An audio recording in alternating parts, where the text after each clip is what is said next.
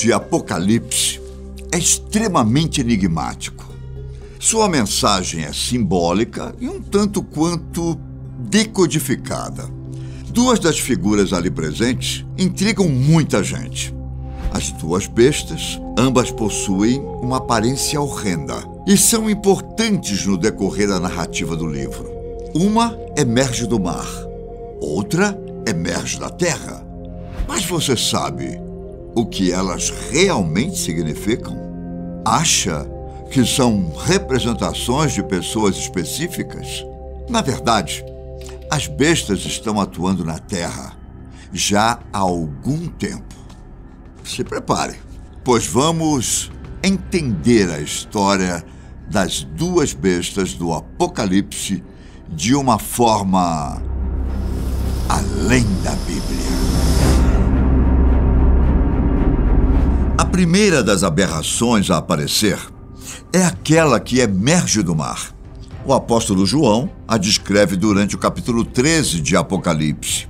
Ele escreveu o seguinte: vi emergir do mar uma besta que tinha 10 chifres e 7 cabeças, e sobre os chifres 10 diademas, e sobre as cabeças nomes de blasfêmia. A besta que vi era semelhante a leopardo, com pés como de urso e boca como de leão. E deu-lhe o dragão o seu poder, o seu trono e grande autoridade. Então vi uma de suas cabeças como golpeada de morte. Mas essa ferida mortal foi curada, e toda a terra se maravilhou, seguindo a besta. O Satanás, que nesse livro tem a forma de um dragão, concede a essa besta autoridade. Ela então começa a proferir blasfêmias contra o próprio Deus e contra aqueles que habitam em seu tabernáculo. Essa autoridade é sobre todos os povos e nações do mundo. Em Apocalipse, é dito que todos aqueles que não tiverem seu nome escrito no livro da vida do Cordeiro adorarão a besta. Para entendermos o que tudo isso quer dizer, é preciso lembrar que a linguagem simbólica é utilizada. Além disso, diversas figuras presentes no Antigo Testamento e na época que o texto foi escrito estão presentes. A besta é descrita com características de animais. Isso não é por acaso. Trata-se de uma referência à visão do profeta Daniel, descrita no capítulo 7 de seu próprio livro. Daniel enxergou 4 bestas em formas animais, que simboliza impérios que existiram ao longo da história. Em Apocalipse, a figura é a mesma. Portanto, a besta que emerge do mar representa vários governos, todos aqueles que são anticristãos, ou seja, avessos a Deus e seus servos, são representados por essa besta. E os 10 chifres e as 7 cabeças, o que significam? Para o povo da época, as 7 cabeças eram uma referência à cidade de Roma, que era chamada de Cidade das 7 Colinas.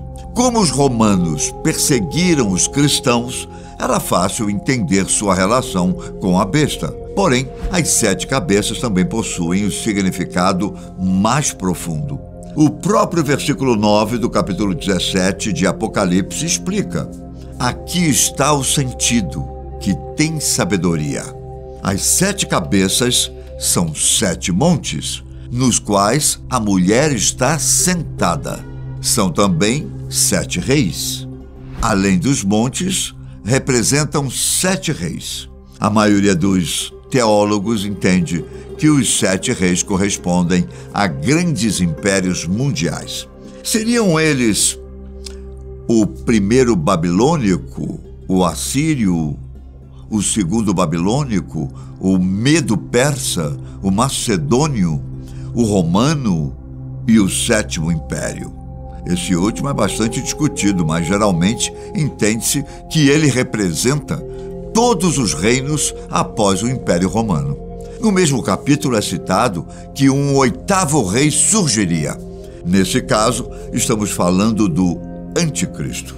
Essa figura seria o equivalente a uma encarnação da besta. Obviamente, não no sentido literal, mas no sentido de fazer exatamente aquilo que essa figura na Bíblia faz. Já os 10 chifres possuem outro significado. A quantidade é exatamente a mesma do dragão.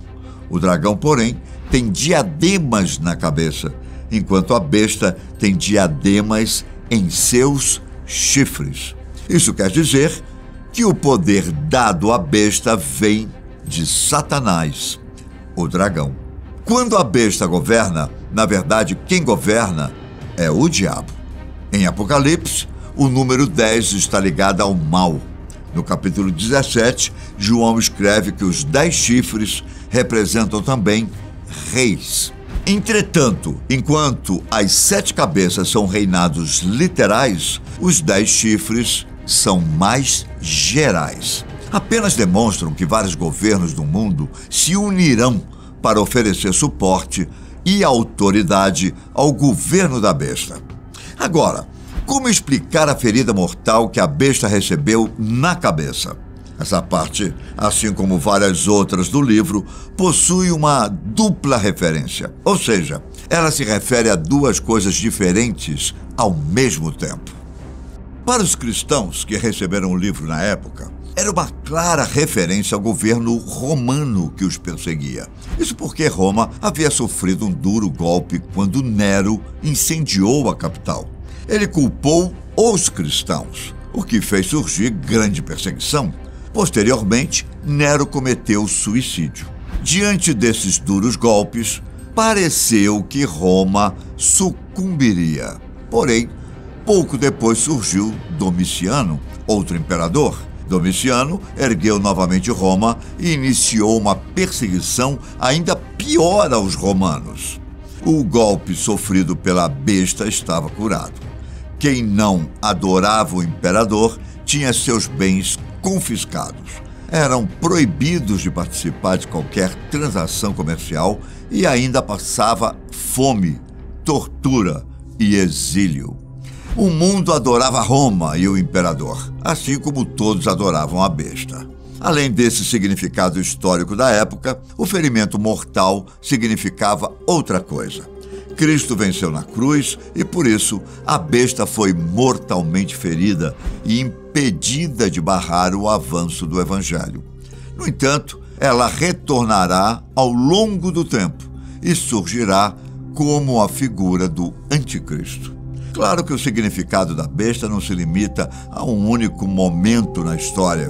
Ela representa o poder perseguidor de Satanás, que opera através das nações e governantes do mundo ao longo da história.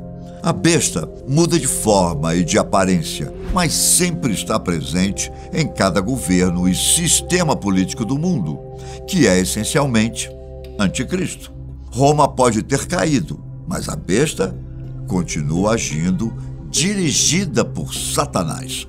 Agora, vamos para a segunda besta, aquela que emerge da terra. Está escrito: vi ainda outra besta emergir da terra. Possuía 2 chifres, parecendo cordeiro, mas falava como dragão. Exerce toda a autoridade da primeira besta na sua presença. Faz com que a terra e os seus habitantes adorem a primeira besta, cuja ferida mortal fora curada. Também opera grandes sinais, de maneira que até fogo do céu faz descer a terra, diante dos homens. Essa figura é um pouco menos complexa. Ela se assemelha a um cordeiro, mas fala como dragão. Parece dócil, mas não é. Seu objetivo é fazer sinais para que todos se maravilhem e adorem a outra besta. É ela quem ordena que todos recebam a marca da besta como sinal de lealdade. O próprio livro de Apocalipse explica quem é essa figura, a chamando de falso profeta, no capítulo 19.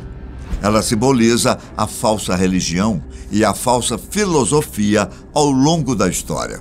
Ela atrai como cordeiro, ou seja, como parecer bom, e de Cristo Mas não é.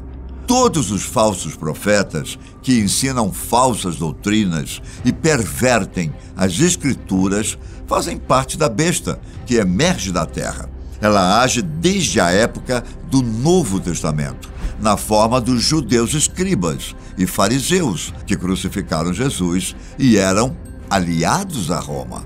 Hoje em dia, são os sacerdotes religiosos que desvirtuam as pessoas, ensinando mentiras e buscando apenas o benefício próprio. No final das contas, estão apenas guiando as pessoas para a servidão à besta. Em resumo, as bestas são as forças políticas e religiosas que, ao longo da história, uniram-se para desvirtuar a população e afastá-la de Cristo. Então, sim, de acordo com diversas interpretações do cristianismo, elas já estão atuando. Sua força é poderosa e, desde a antiguidade, estão presentes. Para aqueles que creem na Bíblia, porém, a situação continua sob controle. Afinal, o Messias deles já venceu morrendo na cruz. O livro de Apocalipse basicamente resume isso: a vitória do Salvador sobre todos seus inimigos. É isso. Obrigado pela companhia e até a próxima.